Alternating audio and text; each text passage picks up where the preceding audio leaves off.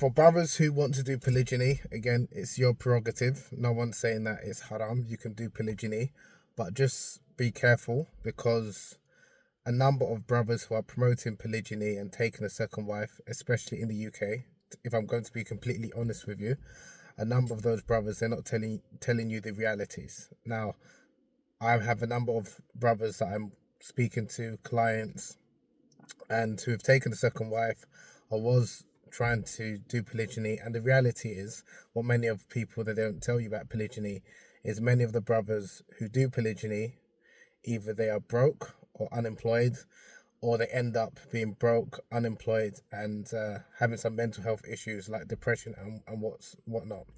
And one of the reasons is because of the way they've gone about it. So generally you'll find a brother who's married, he'll take a second wife, sometimes in secret, sometimes not in secret, but oftentimes he cannot afford to maintain two households, especially in the UK. So the woman usually is on the government benefits, or she's not on government benefits, but then she would go on government benefits. And essentially how he's maintaining two households is by way of benefit fraud, by way of scams, where he will tell his wife or one of his wives to go to the government, to go to social housing council to get another house, especially if she's got especially if she is pregnant, and say that she's a single mother, that she's obviously unmarried, and she'll say that she doesn't know who the father is in order to get a house or a bigger house. And I'm seeing this many times. I used to work as an auditor when I was training to be a chartered accountant, and a number of my clients were social housing associations that provide social housing, and councils. So I would see the applications, and unfortunately you have a number of women, Muslim women, hijab wearing, niqab wearing women, who will be asking for like a house, saying that they don't know who the father of their child is, and they're heavily pregnant. Sometimes they have 2-3 children, and again, in order to get a bigger house. And unfortunately, again, this is something which it works for a while, and then oftentimes, especially if this is the first wife or the second wife, and then she finds out the husband's taken another wife, then she would ask for a divorce.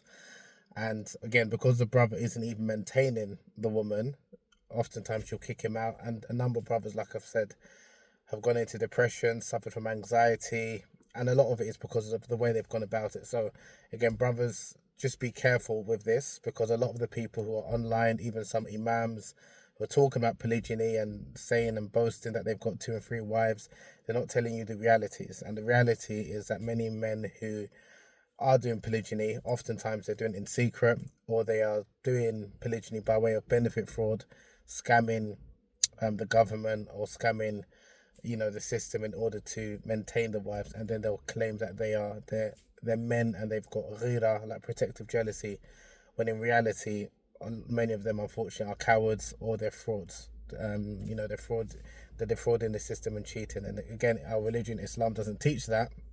But again, this is something that many people don't really like to talk about, but this is an uncomfortable reality, which, especially for young brothers or brothers who are thinking about going down that route, they kind of need to be aware of the risks of going down that route of polygyny.